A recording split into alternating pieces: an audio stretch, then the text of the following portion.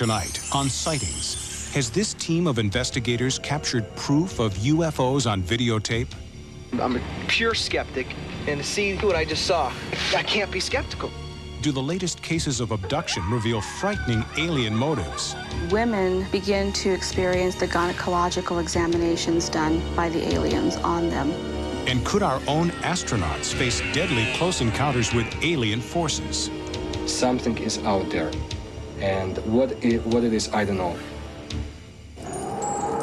At that point, it started to appear. They had large, dark eyes, claw-like hands. I began sensing and knowing and feeling. I do believe in life after death. I mean, I've been there.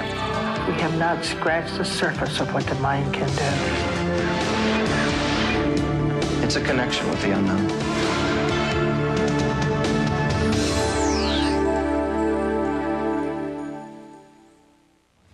Hello, I'm Tim White. Tonight on Sightings, people who claim to have had personal contact with aliens.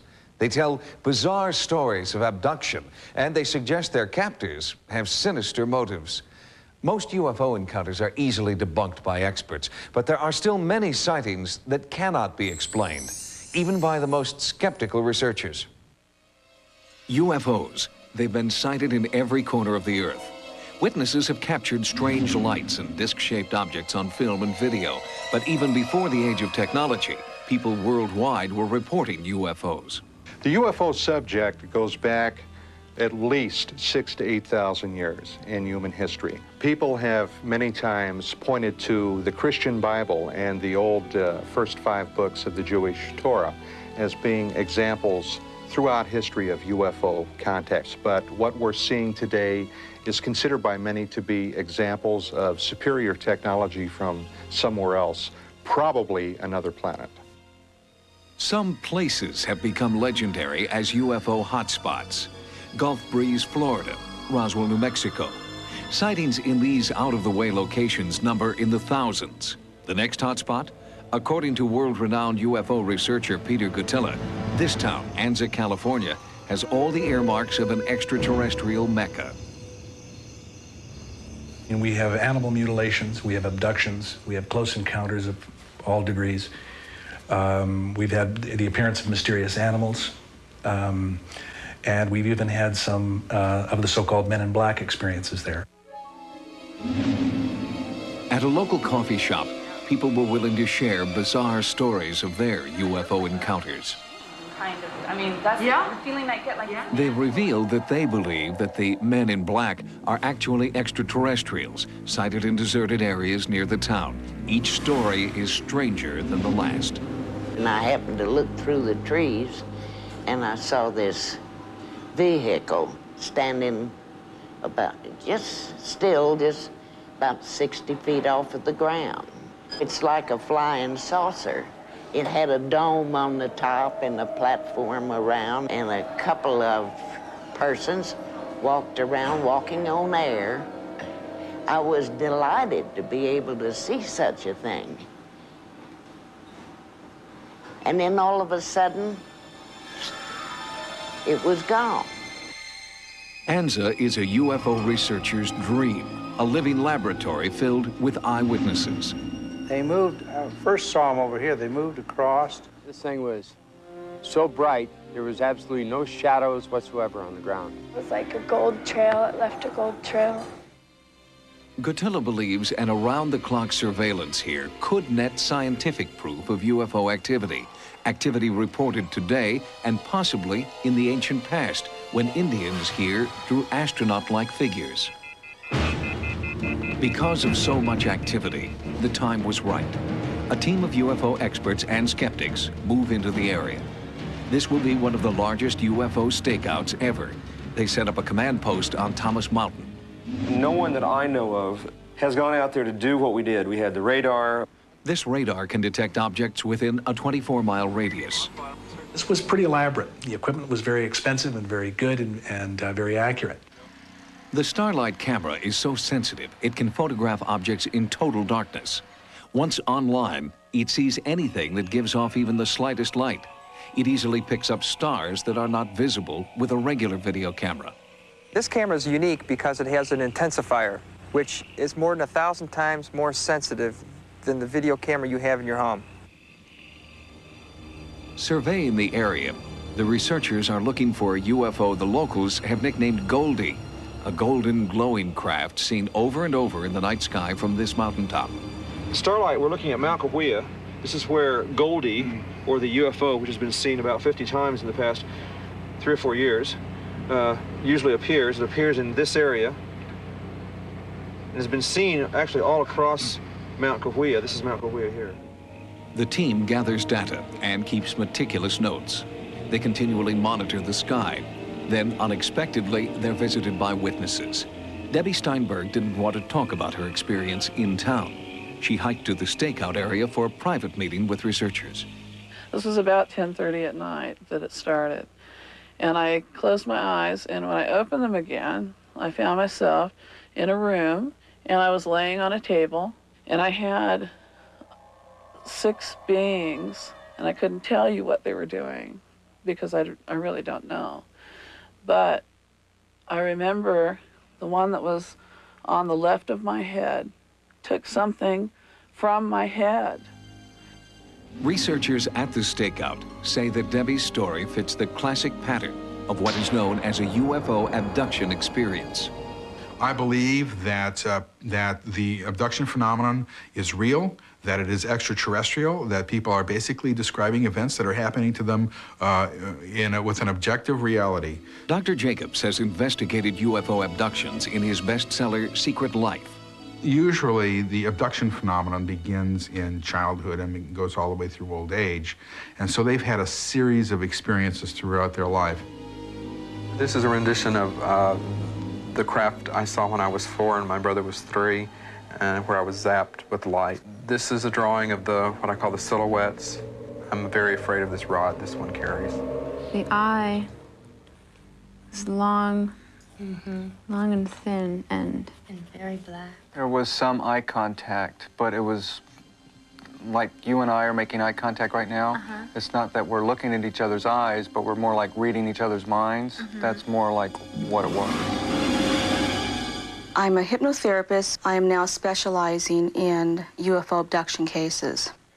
Yvonne Smith heads an abduction support group where people can share their experiences and discuss their feelings. I was 6 years old, and I lived in Georgia, near Macon, Georgia. And I just remember it was in the middle of the night, and I woke up, and I was staring at the side of the head of the being. And I started to panic, and a couple of the beings in the craft subdued me somehow.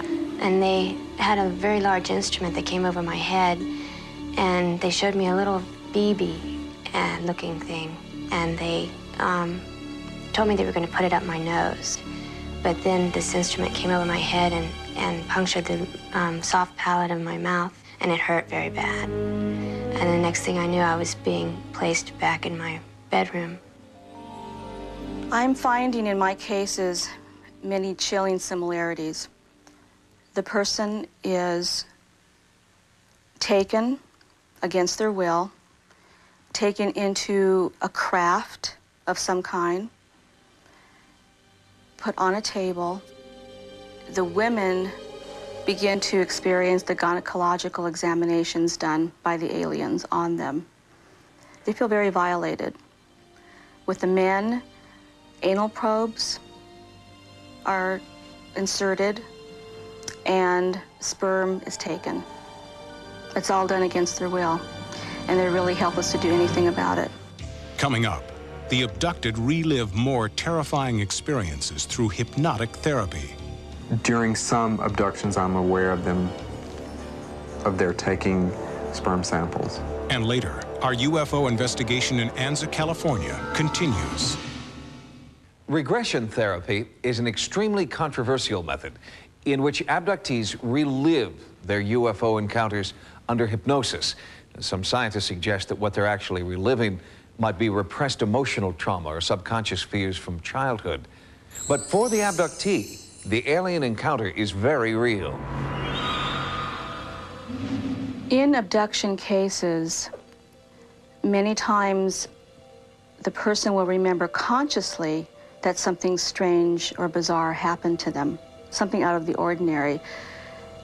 They desire to go into hypnosis to retrieve the hidden memories. During some abductions, I'm aware of them, of their taking sperm samples in many different ways. They've done it in many different ways. With tubes, with like catheters.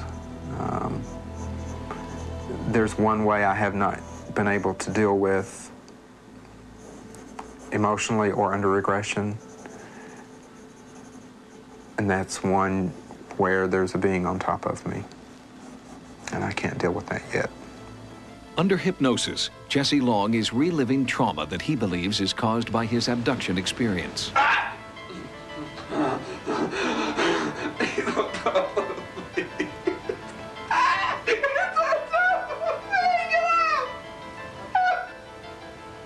As incredible as it sounds, these people are actually reliving these terrifying experiences. Long claims to have not only emotional scars, but real physical scars as well. Even more disturbing are stories from women who believe they were abducted for breeding purposes. As incredible as this may sound, we have come across in the research cases having to do with missing fetuses. I remember they numbed me from the waist down, and they took something that looked like an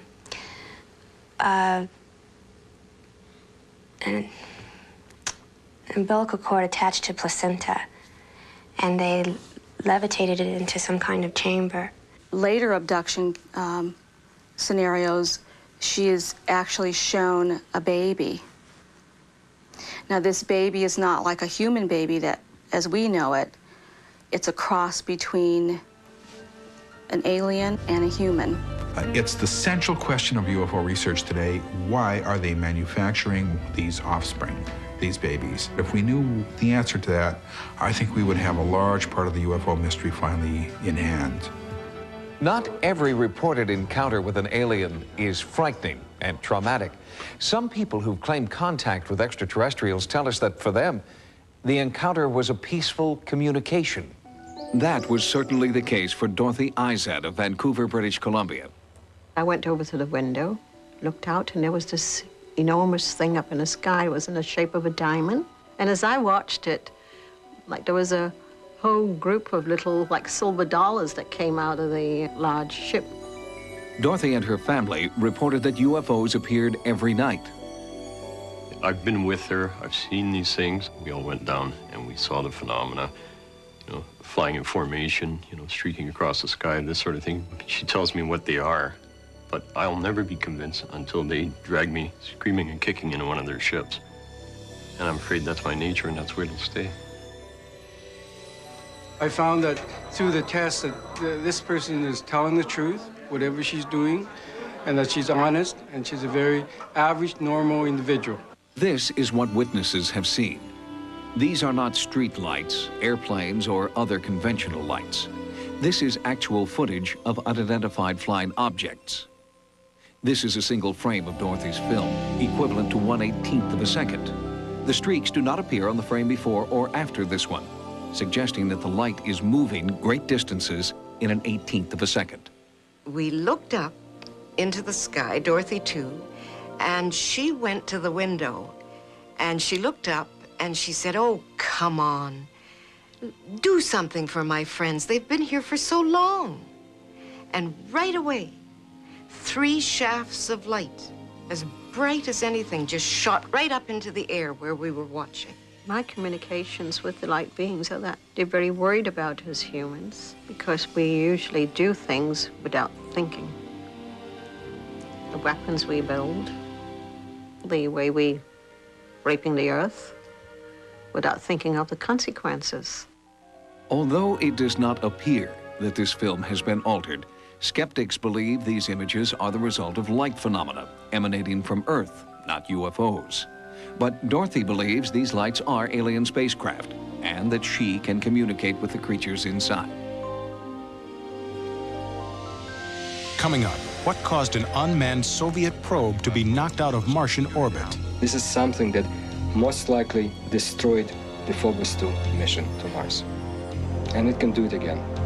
And our hunt for UFOs in the Southern California desert continues. The greatest challenge for a serious UFO researcher is finding hard evidence. Film and videotape are easily faked, and skeptics distrust first-person accounts. The team we followed into the California desert made every effort to maintain a scientifically valid investigation. All kinds of state-of-the-art technology continue to arrive at the surveillance site. This radar works like any other radar. It's a precision piece of equipment which utilizes radio waves, which are bounced off a given target to determine its relative size, speed, and location. And that's how it communicates. Theoretically, radar signals could also be picked up by an alien craft. Another signaling device is this laser. This high-powered laser acts as a beacon, but researchers also fear it could be interpreted by approaching craft as a hostile act. On this laser here, you would probably be able to see it reflect off a surface approximately 2 to 3 miles away, although the laser beam does continue on to infinity. So if I was to shine the laser straight up, it would continue on beyond the Earth's atmosphere and continue on forever. Most UFO research is privately funded, but the U.S. government is now launching its own search for extraterrestrial intelligence with a NASA program known as SETI. SETI stands for Search for Extraterrestrial Intelligence, and it's an effort by NASA and a fair number of astronomers to look for life in the galaxy. We're going to turn the world's largest telescopes toward the heavens with the idea of looking for some signs that we're not alone in the universe. The idea is to listen for radio signals that might be deliberately or perhaps even accidentally transmitted by other civilizations. Any signals from space will be analyzed by a sophisticated computer system to determine if an alien life form is trying to communicate with us. It's been said that in the first 30 seconds of this new NASA experiment, we'll collect more data than all the experiments of this type that have collected in the last 30 years. So that's a big step forward. While the U.S. looks for proof of alien spacecraft, the Russians believe they already have proof. In 1988, the Soviet Union launched 2 unmanned probes to explore Mars and the space around the planet. Phobos 2 achieved Mars orbit in January of 1989. However, something then occurred which there is apparently no prosaic explanation for. According to the Russians, they encountered with their unmanned craft an anomalous object, or a UFO, which was computed out to 25 kilometers. What we have is an infrared photograph taken from the Phobos 2 probe. This is the Martian moon Phobos. This is the UFO that apparently the Phobos 2 craft encountered. What happened was the craft observed the UFO, it took some photographs of it, then, according to Soviet sources, this UFO turned toward the Phobos craft. The Russians then lost contact with it, and the craft has been gone ever since. I think it took out Phobos 2 mission because Phobos 2 saw something it was not supposed to have seen. If I were in a spacecraft now to Mars, especially to Phobos, I would feel terrified because, in my opinion, based on the knowledge that I have, something is out there. And what it is, I don't know. But this is something that most likely destroyed the Phobos 2 mission to Mars. And it can do it again. Coming up, the startling results of our UFO investigation. And I'm totally freaked out. I mean, I've got shivers going all the way up my spine. From the outset of their investigation in Anza, California, the research team realized that the chances of capturing a UFO on film were extremely remote. But even with a skeptical eye to the skies, the team made a startling discovery. Maintaining the surveillance equipment and recording data has been a full-time job for researchers. 2 days and nights of hard work finally pay off. After day-long preparations, a strange light appears in the sky. The camera was not in position, but skeptical observers were. And I'm totally freaked out. I mean, I've got shivers going all the way up my spine. I don't know how to explain this.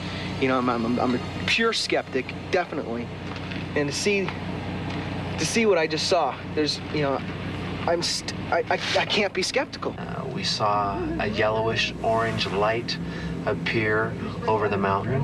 It traveled a little bit to our right and split off into two lights. And as we watched them, they began to fade in intensity, and after about 30 to 40 seconds, they disappeared from view. The sighting lasted only 15 seconds, but soon another UFO appeared, and this time the cameras were ready. The team captured this amazing UFO video. You guys watching this inside? It's going up, going straight up. Go, go, go. 249, 249. We are presently watching this light, anomalous light, it's now rising above Mount Cahuilla. It appears to be more oblong or saucer-shaped than a conventional aircraft would be. This starlight videotape may be all we ever know about the UFO nicknamed Goldie. Neither U.S. military sources nor the FAA have a definitive explanation. Researchers in ANZA now have extensive logs and video, but none of it can yet explain who or what is out there. With so many sightings and contacts reported, even the U.S. government is now taking notice. NASA will spend $100 million over the next 10 years to scientifically search for intelligent life in the universe. One wonders if this mission will show that spaceships and extraterrestrials are more than science fiction. For Sightings, I'm Tim White. Good night.